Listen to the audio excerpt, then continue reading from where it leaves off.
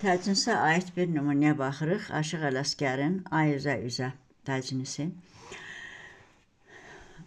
Təcnisdə dedik, bütün xüsusiyyətlər qoşma ilə eynidir deyə biz digər xüsusiyyətlərə baxmayacağıq, ancaq qafiyələrə baxacağıq. Yəni, cənaz qafiyə nədir? Bunu izah edəcəyik. Birinci misrada Ay Nazənin dərdim mənim canımı, bu adı, az qalıb incəldə ay üzə üzə bedi. Alıbsan əlimdən din imanımı,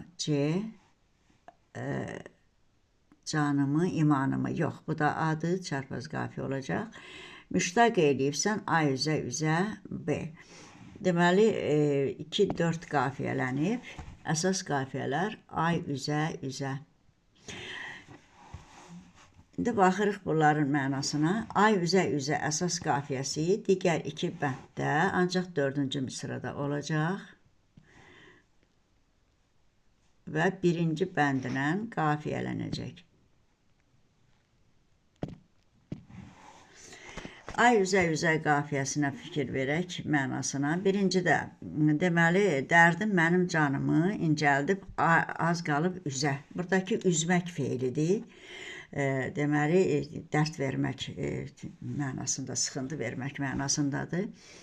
Əlimdən din imanımı alıb ay üzünə müştaq eləmişsən. Buradakı üz isimdir, sifət mənasındadır və aya bənzədilib, ay üzə, ay kimi üzə müştaq eləmək.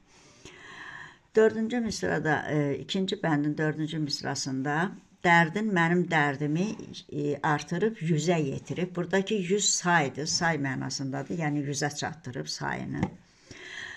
Sonuncu bəndin 4-cü misrasındakı ay üzə üzə isə çeşmə kənarında o da salıb, cümüb sona kimi ay üzə üzə, yəni suda üzmək mənasındadır və beləliklə əsas qafiyələrin cinaslığı nədədir? Bunlar hamısı deyilişcə eyni olmasına baxmayaraq, mənasına görə hərəsi bir mənada işləndi.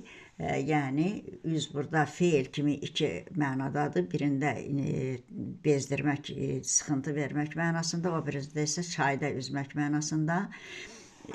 Birinci bəndin 4-cü misrasında üz sifət mənasında, ikinci bəndin 4-cü misrasında isə 100 say mənasında işlənib və beləliklə qafiyələr, əsas qafiyələr cinasdır.